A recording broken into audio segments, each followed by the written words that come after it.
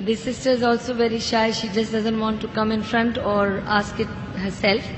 She says her question is about will of Allah. She says, I keep hearing everything is the will of Allah. Whatever happens is the will of Allah. And they say that everything is written already. So then where is the freedom of choice? When Allah gave me freedom of choice, whatever I do, if anything happens, they say, oh, this was written and it's the will of Allah. And if you could explain, if there is so much, everything is written down, then what is my freedom of choice? Sisters asked a very good question, very important question. That if everything is the will of Allah, then where is the freedom of choice? And this is a question not only asked by non-Muslims, even asked by Muslims. It's talking about Qadr. That if it is mentioned in destiny, that I'm going to rob, and if I rob, who's to blame? Allah is to blame. If it is mentioned in destiny, I'm going to commit murder, and I commit murder, who's to blame? Allah is to blame. So where is the free will? So if it is the will of Allah, or if it is mentioned in the destiny, I'm joining both together, then where is the free will? The reply to this question is, it's compulsory that every Muslim should believe in Qadr, but you should understand what is the meaning of destiny. For example, if suppose in a classroom, there are 100 students, and when the teacher teaches the students in the classroom at the end of the year, before the examination, the teacher predicts that this student, he will come out first class first. This student, he'll get second class. This student, he will fail. The teacher predicts why? He knows that this student is very studious, always does homework, does extra studies. This average student, second class.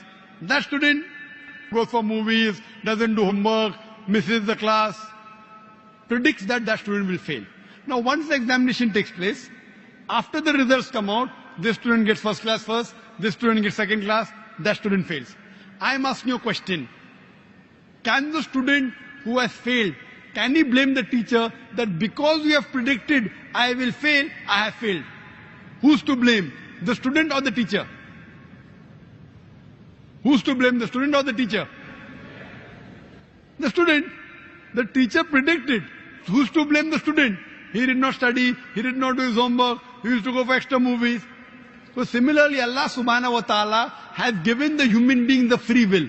Allah has told you what is right, what is wrong, but the choice is yours. For example, if you come at a crossroad, there are 4 roads, A, B, C, D. You can choose any. You choose road C. So Allah knows in advance that when you come at crossroad, you will choose road C. So Allah writes, when the person comes at the crossroad, he will choose road C. So it is not because Allah is writing that you are choosing, because you will be choosing, Allah is writing. It is not because Allah is writing that you are choosing road C. It is because you will be choosing road C. Allah has ilm ghaib. He has knowledge of the future. He writes in advance. Now after you choose road C, you come at another crossroad, 5 roads, 1, 2, 3, 4, 5. Like after you pass the 12th standard, you can become engineer, you can become doctor, you can become businessman. You choose to become a businessman. Choice is yours. But Allah knows in advance that after you pass standard 12, you will choose to become a businessman. It is not because Allah is writing that you are becoming a businessman. Because you wanted to become a businessman, Allah is writing in advance. And what you understand here, that if Allah wants, He can easily change it. For example, if in a classroom, in the mathematics examination, the teacher gives the paper 2 plus 2 is equal to how much? Now why she is supervising?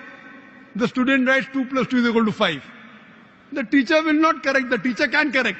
But if the teacher corrects, you will say the teacher is unjust. If teacher says, don't write 5, write 4.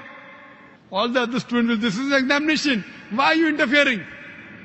So if Allah wants, He can change. But because He has given you free will, He is letting you take your decision. So this life is a test for the hereafter. As Allah says in Surah Mulk chapter 6 and verse number 2, Alladhi khalaqal mauta wal hayata. It's Allah who has created death and life to test which of you is good in deeds. So this life is a test for the hereafter. Allah has given you and shown you the rules, what is good, what is bad. Then He's given you a free will. It is your choice. Allah does not interfere in your free will. He can if He wants. The Quran says, not even a leaf can fall without the permission of Allah. So whatever happens, happens with Allah's free will. but the decision is yours. And based on that, you will be rewarded or punished. Hope that answers the question.